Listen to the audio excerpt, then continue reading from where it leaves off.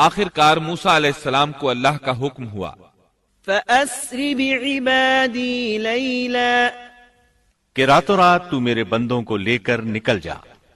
دوسری جگہ یوں ارشاد ہوتا ہے، وَلَقَدْ أَوْحَيْنَا إِلَى مُوسَىٰ أَنْ أَسْرِ بِعِبَادِي، ہم نے موسیٰ کی طرف وحی نازل فرمائی کہ راتوں رات میرے بندوں کو لے چل۔ چنانچہ سب بنی اسرائیل رات کی تاریکی میں نکلے، وہ دروازوں پر کوئی خاص نشان چھوڑ کر چلنے لگے۔ رات کی تاریکی میں نکلنے کا حکم اس لیے دیا گیا تاکہ فرعون ان کے بارے میں کوئی فیصلہ نہ کر سکے۔ انہوں نے صبح ہونے کا انتظار نہ کیا۔ ان کی تعداد 6 لاکھ کے قریب تھی۔ یہ سب لوگ اپنے مال مویشی اور ضروری سامان ساتھ لے کر چلے۔ فلسطین کی طرف 6 لاکھ افراد کی یہ عظیم ہجرت تھی۔ فرعون کو صبح سویرے پتا چلا تو سوچ میں ڈوب گیا کہ اب ہماری خدمت کون کرے گا، ہماری غلامی کون کرے گا۔ اس کی حالت پاگلوں جیسی ہو گئی۔ آخر اس نے بنی اسرائیل کے تعاقب کا حکم دیا۔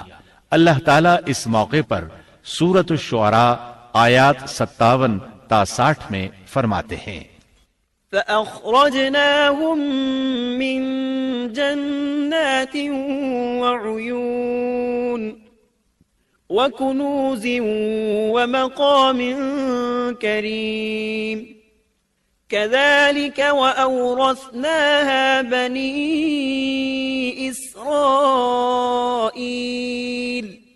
فَأَتْبَعُوهُمْ مُشْرِقِينَ۔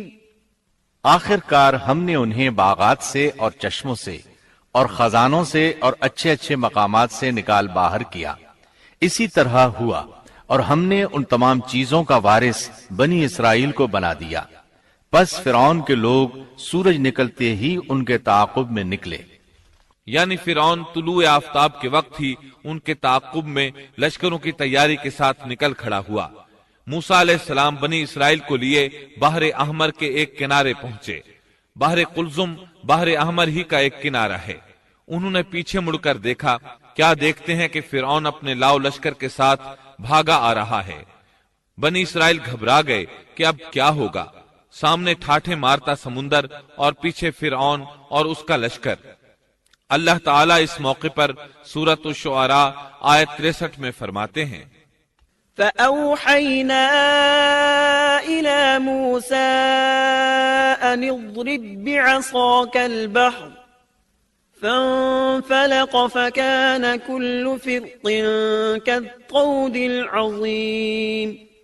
ہم نے موسیٰ کی طرف وحی بھیجی کہ دریا پر اپنا عصا مارو، پس اسی وقت دریا پھٹ گیا اور پانی کا ہر ایک حصہ بڑے پہاڑ کی طرح کھڑا ہو گیا۔ سمندر لاٹھی لگنے سے ایسا پھٹا کہ پانی کے 2 بڑے بڑے پہاڑ بن گئے، یعنی سمندر کے اندر خشک راستے بن گئے اور اطراف میں پانی کے پہاڑ کھڑے ہو گئے۔ اللہ تعالیٰ نے بھی فرما دیا، سورۃ طٰہٰ آیت 77 میں ہے، أَنْ أَسْرِ بِعِبَادِي فَاضْرِبْ لَهُمْ طَرِيقًا فِي الْبَحْرِ يَبَسًا لَا تَخَافُ دَرَكًا وَلَا تَخْشَىٰ، کہ تو راتوں رات میرے بندوں کو لے چل اور ان کے لیے سمندر میں خشک راستہ بنا لے، پھر نہ تجھے کسی کے آ پکڑنے کا خطرہ ہوگا نہ ڈر۔ یہ سب کے سب ان راستوں سے پار چلے گئے۔ اب جو ہی فرعون وہاں پہنچا، پہلے تو ڈرا، سہما کہ یہ کیا ہوا۔ وہ بھی اور اس کے سب ساتھی بھی اس سوچ میں ہیں کہ کیا کریں، خوف زدہ تھے۔ ایسے میں فرعون کو خیال آیا کہ اگر موسیٰ اور بنی اسرائیل یہاں سے صحیح سلامت گزر گئے ہیں تو ہم کیوں نہیں گزر سکتے۔ اس کے ساتھ ہی اس نے اپنے گھوڑے کو سمندر میں داخل کر دیا۔ اس کے پیچھے اس کے سب ساتھی بھی داخل ہو گئے۔ ادھر بنی اسرائیل کا آخری آدمی سمندر سے نکل رہا تھا، دوسری طرف فرعون کا آخری آدمی سمندر میں داخل ہو رہا تھا۔ اللہ تعالیٰ سورہ طٰہٰ میں فرماتے ہیں، فَأَتْبَعَهُمْ فِرْعَوْنُ بِجُنُودِهِ فَغَشِيَهُمْ مِنَ الْيَمِّ مَا غَشِيَهُمْ وَأَضَلَّ فِرْعَوْنُ قَوْمَهُ وَمَا هَدَىٰ۔ فرعون نے اپنے لشکروں سمیت ان کا تعاقب کیا، پھر تو سمندر ان سب پر چھا گیا جیسا کہ چھا جانے والا تھا۔ فرعون نے اپنی قوم کو گمراہی میں ڈال دیا اور سیدھا راستہ نہ دکھلایا۔ اللہ تعالیٰ فرعون کی موت کا منظر یوں بیان کرتے ہیں، وجاوزنا ببني إسرائيل البحر فأتبعهم فرعون وجنوده بغيا وعدوا حتى إذا أدركه الغرق قال آمنت أنه لا إله إلا الذي آمنت به بنو إسرائيل وأنا من المسلمين۔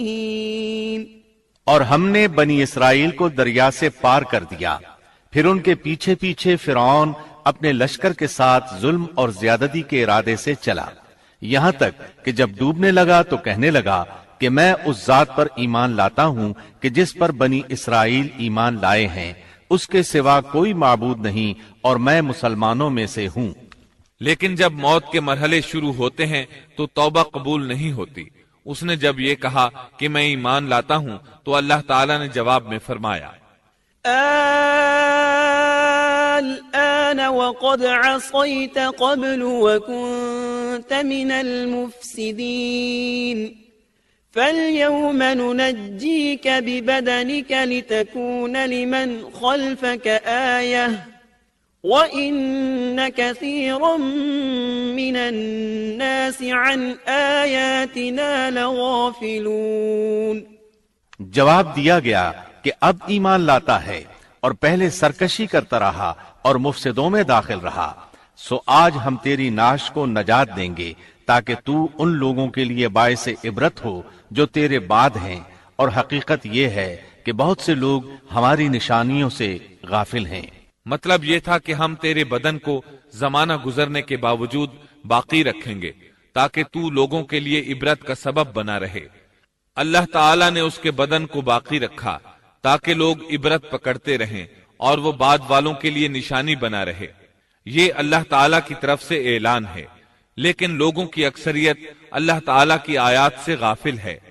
فرعون کی لاش آج بھی اہرام مصر یعنی مصر کے عجائب گھر میں موجود ہے۔ حدیث میں آتا ہے سیدنا جبریل علیہ السلام نے نبی کریم صلی اللہ علیہ وسلم سے عرض کیا، اے اللہ کے رسول صلی اللہ علیہ وسلم، جس وقت فرعون غرق ہوتے ہوئے ایمان کا اظہار کر رہا تھا تو میں اس وقت اس کے منہ میں کیچڑ ڈال رہا تھا کہ کہیں وہ لا الہ الا اللہ نہ کہہ دے اور اللہ اس پر رحم فرما دے، لیکن اس کے منہ سے شہادت توحید کی بات نہ نکلی اور بوقت مرگ اللہ تعالیٰ نے اس کی توبہ قبول نہ کی۔ بنی اسرائیل اس کے ظلم سے نجات پا کر سمندر پار چلے گئے۔ ابھی تھوڑی ہی دور گئے ہوں گے کہ ان کا گزر ایک ایسی قوم کے پاس سے ہوا جو اپنے بتوں کی پوجا کر رہی تھی۔ سمندر پار آنے کے فوراً بعد انہوں نے یہ مناظر دیکھے، گویا فلسطین پہنچنے سے پہلے ہی انہوں نے میدان سینا میں لوگوں کو